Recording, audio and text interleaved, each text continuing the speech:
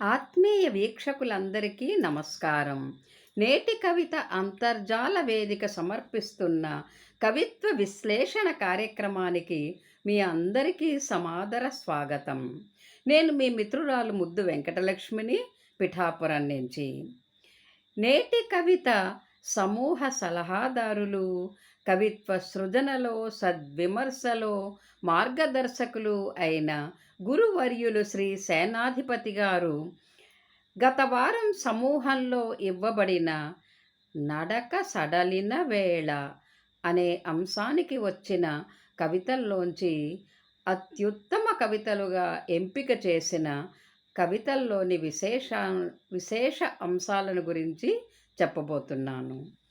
నడక సడలిన వేళ అనే అంశం ఎంతో భావుకతతో, భావోద్వేగంతో కూడుకున్నది.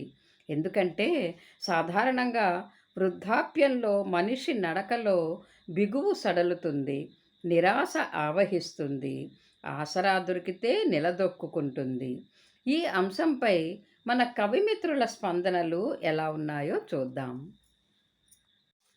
అనుశ్రీ గౌరోజు గారు అల్లరి ఆటపాటల్లో ఊరంతా చిందులేసిన పాదాలు కుదురుగా బడిలో కూర్చున్నాయి అంటూ ప్రారంభించి మనిషి జీవితంలోని వివిధ దశల్లో అతని వైవిధ్యభరితమైన నడకను వర్ణించారు.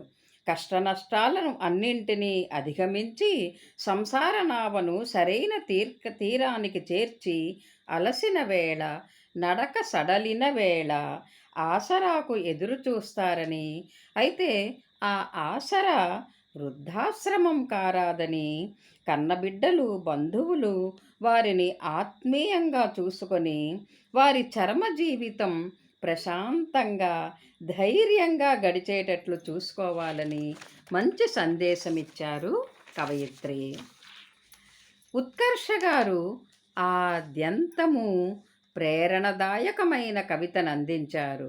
విధి ఆడే ఆటలకు అలసిపోకుండా ఎత్తుకు పై ఎత్తు వేస్తూ మనోధైర్యం అనే ఆయుధాన్ని ధరించి నిశ్శబ్ద యుద్ధం చెయ్యాలంటారు.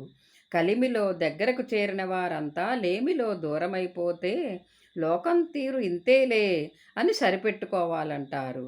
నడక సడలిన వేళ ఆత్మవిశ్వాసం, మనోస్థైర్యం అనే ఆత్మీయ మిత్రులను కలిసి ఆశాభావంతో ముందుకు సాగాలంటూ విలువైన సందేశాన్నిచ్చారు కవయిత్రి. ఏడెల్లి రాములు గారు సమాజ వృక్షానికి పట్టిన చీడపురుగుల సంఘంలో కొంతమంది నడక తప్పుదారి పడుతోందంటారు. బతుకుదారుల్లో కష్టాల ముళ్ళ కిరీటాలు అనే ఎత్తుగడతో ఈనాడు సంఘంలో అన్ని రంగాలలోనూ చెలరేగుతున్న అవినీతిని, అత్యాచారాలను తూర్పారబట్టారు కవి.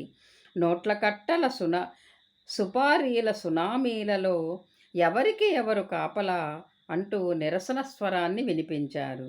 ఇటువంటి పరిస్థితుల్లో బలహీనులకు సహజ నడకలు ఎలా దక్కుతాయి అని ప్రశ్నిస్తారు.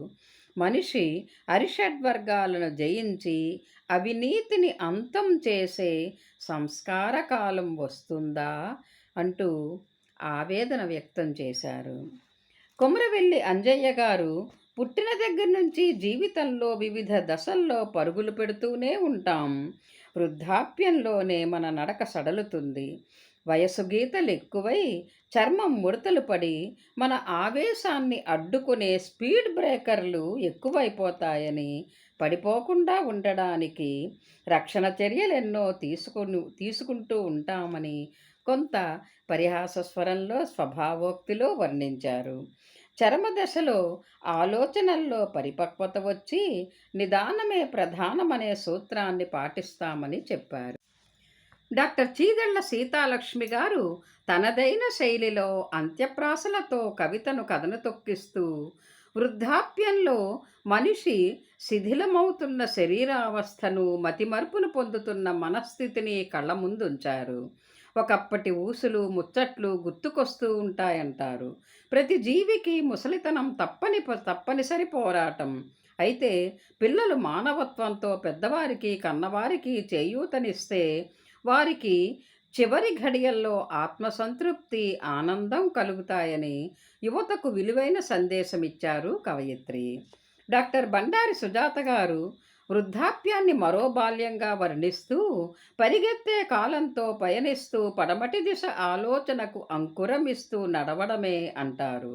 బ్రతుకు చిత్రమంతా మంచి చెడుల మర్మాలను, మమతలను పంచుతూ ఊగి సాగుతుందంటారు. ఉడుకు రక్తం చల్లారాక ఇన్నేళ్ళు నీకేం తెలుసు అంటూ నిర్లక్ష్యం చేసి ప్రక్కన పెట్టిన తన ప్రాణేశ్వరి విలువ తెలుసుకొని ఆమె సాహచర్యంతో నడకదారిని సరిచేసుకుంటూ ముందుకు నడవాలని మంచి సందేశమిచ్చారు కవయిత్రి. డాక్టర్ బి సుధాకర్ గారు మనిషి వృద్ధాప్యంలో ఆసరా కోసం భరోసా కోసం చూడనవసరం లేకుండా దీపముండగానే ఇల్లు చక్కబెట్టుకోవాలంటారు. ఆనంద తీరాలు తాకాలని అలవిగాని ఆశలతో గడపకుండా జీవన నావను ముందు చూపుతో నడిపించుకుంటూ అడ్డంకులన్నింటినీ అధిగమిస్తూ చరమదశను చింత లేకుండా కొనసాగించాలంటారు. సంతృప్తిని, సంతోషాన్ని కవచంలా ధరించి నష్టం కలిగించే ఇష్టాలను వదిలేస్తూ ముందుకు సాగాలని ఉద్బోధించారు కవి. బి ప్రమీలారాణి గారు నడక సడలిన వేళ, నవనాడులు కుంగిన వేళ అంటూ తన కవితను మొదలుపెట్టి వృద్ధాప్యాన్ని వర్ణించారు. తిరిగి రాని ఒకప్పటి హోదా, హుందాతనాల కాలంలోకి వెళ్ళలేక వృద్ధులు నిట్టూరుస్తూ ఉంటారు. నమ్మిన వారే చీత్కరించుకునే కాలంలో వారి పరిస్థితి ఎంతో దైన్యంగా ఉంటుందంటారు. అయితే మలి వయస్సు అయినా ఆదరించి అక్కున చేర్చుకునే సహృదయులుంటే, నడక సడలిన వేళ అయినా చేయూతనిచ్చే మారాజులుంటే నడక నాణ్యంగానే ఉంటుందని ఎంతో ఔచితీమంతంగా చెప్పారు కవయిత్రి. ఎన్ రాజన్న గారు నడకలో నిదానమే ప్రధానం అంటారు. నాకేం తక్కువ అనుకుంటూ నిర్లక్ష్యంగా వడివడిగా నడిస్తే తప్పటడుగులు పడే ప్రమాదం ఉందని హెచ్చరిస్తారు. అందుకే తల్లిదండ్రుల అడుగుజాడల్లో, గురువుల బోధనలో రాటుదేలి నిదానంగా అడుగులేస్తే బ్రతుకు పాటలో, బాటలో అన్నీ సుస్వరాలే అంటూ ఎంతో సౌమ్యంగా ప్రబోధించారు కవి. నోముల వనితారాణి గారు నేటి మనిషి ప్రవర్తన గురించి చెబుతూ మంచి సందేశం ఇచ్చారు. వయస్సు వేడిలో ఉన్నప్పుడు నీది నాది అనే తూకపు బేరాలలో కోపతాపాలు, మాట పట్టింపులకు పోయి లాభాల నిషాలో తేలుతూ ఏకాకిగా ఉంటారని, నడక సడలిన వేళ తన వారంటూ అయిన వారి కోసం వెతుక్కోవలసి వస్తుందని అంటారు. నిర్వాణ స నిర్యాణ సమయంలో ఏ కాకి బలగం కూడా తనను కలుపుకోదని అంటూ బలగం చలనచిత్రాన్ని గుర్తు చేస్తారు కవయిత్రి. అందుకే బ్రతికుండగానే విలువలు గుర్తెరిగి మంచితనంతో అందరినీ కలుపుకుంటూ జీవించాలంటూ విలువైన సందేశమిచ్చారు. డాక్టర్ ఏ తిరుమలరెడ్డి గారు ఆదర్శ దంపతుల బతుకు పయనం నడక సడలిన వేళ హైందవ సంస్కృతికి నిదర్శనమై ఎలా సాగుతుందో అందమైన అలతి అలతి మాటల్లో బాగా వర్ణించారు. నడుము వంగిన వేళ, మనసు కుంగిన వేళ ఆలుమగలే ఒకరికొకరు తోడుగా కలిసి ఉంటారు. చిగురుటాకుల పలకరింపులకు పండుటాకులు పరవశం చెందుతాయి అంటూ ఆలంకారిక శైలిలో చెబుతూ పిల్లలు పెద్దలను ఆదరించాలి అనే సందేశాన్ని అందించారు. యువకుల విషయంలో నడక గురించి చెబుతూ నడత దారి తప్పితే దుర్వ్యసనాల పాలవుతారని జాగ్రత్తగా ఉండాలని హెచ్చరించారు. కవి అన్నట్లు యువకులైనా వృద్ధులైనా సందర్భ సమయోచితంగా నడుచుకుంటేనే జీవితానికి సార్థకత. ఎంవి ఉమాదేవి గారు తనదైన శైలిలో వ్రాస్తూ పుట్టుక ప్రయోజనమేమిటో పుట్టిన కొన్ని దశాబ్దాల తరువాతే అవగతమవుతుందేమో అంటారు. మధ్యలో జీవితకాలమంతా అస్తిత్వాన్ని నిలుపుకోవడానికి ఆరాటపడతాం. ఎవరికి సాయం కావాలన్నా పరిగెత్తుకుని వెళ్ళి చేస్తాం. అయితే వృద్ధాప్యంలో మాత్రం నువ్వెలా ఉన్నావని ఎవ్వరూ పలకరించరు. అయినా సరే నైరాశ్యంలో మునిగిపోవద్దని నీదైన సహృదయంతో ఊహల కావ్యాలు వ్రాస్తూ నిన్నుబోలిన మిత్రుల ముచ్చట్లతో పరమానందంగా గడపమని ఎంతో ఉల్లాసంగా సూచించారు కవయిత్రి. లక్ష్మీ పద్మజ దుగ్గరాజు గారు అలసి సొలసిన మనసు అనుభవాల గీతాలు పాడుతుందంటూ అందంగా మొదలుపెట్టారు తన కవితను. ఎదిగిన పిల్లలు ఎదిగిన పక్షుల్లా గూడు వదిలేసినా చివరి క్షణం వరకు జీవిత భాగస్వామితోనే మనోనిబ్బరంతో అడుగులు ముందుకు వెయ్యాలంటూ వాస్తవాన్ని చెప్పారు. నడక తడబడుతుంటే ధైర్యంగా చివరి అడుగులు వెయ్యాలంటారు. బాల్యంలో తప్పటడుగులు, వృద్ధాప్యంలో తడబడుతున్న అడుగులు, ఈ రెండింటి మధ్య జరిగే పయనమే జీవితం అనే పంక్తులు ఎంతో బాగున్నాయి. వృద్ధాప్యంలో సంతానం అనుక్షణం ఆధారమై నిలిస్తేనే మానవ జన్మ ధన్యం అంటూ ఎంతో విలువైన సందేశాన్నిచ్చారు కవయిత్రి. జి. సాయి చంద్రశేఖర్ గారు చేతికర్ర అనే శీర్షికతో మొదటి పంక్తి నుంచి తుది పంక్తి వరకు ప్రతీకాత్మకంగా వ్రాశారు. ఒంటరి వృద్ధుని దీనావస్థను చిత్రించారు. అతని ముఖంలో నవ్వు కనిపించదని, నాలుగు గోడల మధ్యనే ప్రపంచంగా బ్రతకవలసి వస్తుందని, బాధ్యతల బరువు దించుకున్నాక తనకు తానే బరువయ్యే క్షణాల్లో ఊత కోసం ఎదురు చూస్తూ ఉంటే కొరియర్లో బంగారు తొడుగు చేతికర్ర వస్తుందంటారు. విదేశాల్లో డబ్బు సంపాదనే లక్ష్యంగా స్థిరపడిపోయిన కన్న పిల్లలకు మనిషి విలువ తెలియడం లేదని ధ్వనిపూర్వకంగా చెప్పారు కవి. కవితలోని పంచప్రాణాలు చలనం కోల్పోయిన చిత్తరువులై, కాలం నిక్షిప్తమైన ఇంటి గోడలు వంటి భావచిత్రాలు కవితలో అంతర్లీనంగా ఉన్న స్వరాన్ని వినిపించాయి. కందుకూరి మనోహర్ గారు నిటారుగా నిలబడ్డ పచ్చని చెట్టుకు వయస్సు మీద పడింది అనే ఎత్తుగడతో మొదలుపెట్టి బ్రతికినంతకాలం పచ్చని చెట్టు ఎండకు నీడలా దారికి దిక్సూచిలా ఉండేదని అంటూ మనిషి జీవితాన్ని చెట్టుతో సరిపోల్చి చెప్పారు. చీడ తగిలి చెట్టు వంగిపోయినట్టు వృద్ధాప్యంతో మనిషి బలహీనుడవుతాడంటారు. నడక సడలిన వేళ నిలకడ కోల్పోయిన కాళ్ళు వణుకుతూ తనువును మోసుకెళ్తూ ఉంటాయి అంటూ వార్ధక్యాన్ని సరియైన పదాలలో చిత్రించారు కవి. కెవి సుబ్రహ్మణ్యేశ్వరరావు గారు ఊహ తెలిసిన నాటి నుంచి అమ్మా నాన్నల నుంచి తోబుట్టువుల నుంచి నేర్చుకున్న నడక, బాల్యంలో స్నేహితులతో పాటు నడిచిన నడక, యవ్వనంలో ప్రేయసిని అనుసరిస్తూ దొంగచూపులు చూస్తూ నడిచిన నడక ఎప్పటికీ గుర్తుండిపోతాయంటారు. అలాగే కాలేజీ చదువుకి నడిచిన ప్రోత్సాహపు నడక, ఉద్యోగపు వేటలో నడిచినది, తరువాత ఆరోగ్యాన్ని నిలుపుకోవడం కోసం చేసిన నడక జీవితాంతం గుర్తుంటాయంటారు. చివరలో వృద్ధాప్యంలో మంచానికే పరిమితమైపోయినా సరే తన జ్ఞాపకాలలో సజీవమే ఆ నడక అంటూ జీవన సత్యాలను ఎంతో చక్కగా చెప్పారు కవి.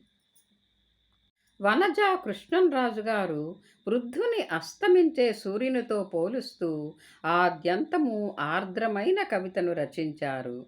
మూడు కాళ్ల ముసలికి నడకలో సత్తువ సడలి మనోవేదనకు మతిమరుపుకు లోనవుతాడని, మృత్యువు కోసం ఎదురుచూస్తూ తడబడే అడుగులు వేస్తాడని వర్ణించారు. అడుగడుగున అభాసుపాలవుతూ బలమున్న పిల్లలదే రాజ్యం అని మనసుకు సర్ది చెప్పుకుంటాడంటారు. పెద్దలకు ఆదరణ తగ్గిన ఈనాటి వాస్తవ పరిస్థితిని సహజమైన రీతిలో చిత్రించారు కవయిత్రి. మార్గం కృష్ణమూర్తి గారు పరుగెత్తే కాలం పరుగెత్తక మానదు అనే ఎత్తుగడలోనే కవితలో తాను ప్రకటించబోయే వాస్తవిక దృక్పథాన్ని ధ్వనింపజేశారు. ఈ సృష్టిలో ప్రతి జీవికి ఆయుష్ తగ్గడం, వృద్ధాప్యం కలగడం అత్యంత సహజమైన ప్రకృతి ధర్మం. అయితే మన దగ్గర డబ్బులున్నంత వరకే, మన కాలు చెయ్యి ఆడేంత వరకే మన వాళ్ళంతా మన చుట్టూ ఉంటారు. అందుచేతనే నడక సడలిన వేళ కొన ఊపిరి వరకు సంపదలను మన అధీనంలోనే ఉంచుకొని అనుభవాలను నెమరు వేసుకుంటూ ఆనందంగా గడపాలని సకారాత్మక సందేశమిచ్చారు కవి. వేముల వరలక్ష్మి గారు యువతను ఉద్దేశిస్తూ, ఈ ప్రపంచానికి నిన్ను పరిచయం చేసిన తల్లిదండ్రులకు వృద్ధాప్యంలో మీ అవసరం ఉందని గుర్తించడమే వివేకం అంటారు. నూతన తరానికి నవజీవన వేదం చూపిన వెనుకటి తరం వ్యక్తులు ముసలితనంలో సాయంకై ఎదురు చూడటం సహజమే. ఆధునికపు ముసుగులో అయిన వాళ్ళను దూరం చేసుకుంటూ నడక సడలిన వేళ వారి విలువను గ్రహిస్తారంటారు. అందుకే ముందుగానే నడతను సరిచేసుకొని మన అనుకునే మనుషులను సంపాదించుకోవాలని మంచి సందేశమిచ్చారు కవయిత్రి. బోడ రాజేశ్వరి రామచందర్ గారు 60లో 20 లాగా అనే శీర్షికతో ఉత్సాహభరితమైన కవితను వ్రాశారు. వ్యక్తులు వయసులో ఉండగా అన్నీ చురుగ్గా చేస్తారు. అయితే వయసు పెరుగుతున్న కొద్దీ వణికే చేతులు, పట్టుతప్పిన నడక, తడబడే మాటలు మొదలైన ముసలితనపు ఆనవాళ్లు కనిపిస్తాయని, అయినా సరే ఎందుకీ బతుకు అని నిరాశ చెందకూడదంటారు. జీవితంలో కలిగిన ఎన్నో విధాల అనుభూతులను నెమరు వేసుకుంటూ గుండె ధైర్యంతో గడుపుతూ స్నేహితులను కలుస్తూ చక్కగా కథలు చదువుకుంటూ సంగీతం వింటూ ఇష్టమైనవి తింటూ దేవునిపై భక్తితో నమ్మకంతో హుందాగా గౌరవంగా బ్రతకాలంటారు. వయసుకే వృద్ధాప్యం, మనసుకు కాదుగా అంటూ వృద్ధాప్యంలో ఉన్నవారిని యువకులుగా చేస్తూ మంచి కవిత వ్రాశారు. స్ఫూర్తిదాయకమైన కవిత వ్రాశారు కవయిత్రి. నిజం, ఇలాంటి కవితలు మనుషుల్ని నిత్య చైతన్యవంతులుగా తయారు చేస్తాయి. ఇంత గొప్ప కవితలు చదివి విశ్లేషించే సువర్ణావకాశాన్ని నాకిచ్చిన గురువర్యులు శ్రీ సేనాధిపతి గారికి, నేటి కవిత అడ్మిన్ సోదరులు శ్రీ లక్ష్మయ్య గారికి నా హృదయపూర్వక ధన్యవాదాలు తెలుపుకుంటున్నాను. కవిమిత్రులందరికీ శుభాభినందనలు. స్వస్తి.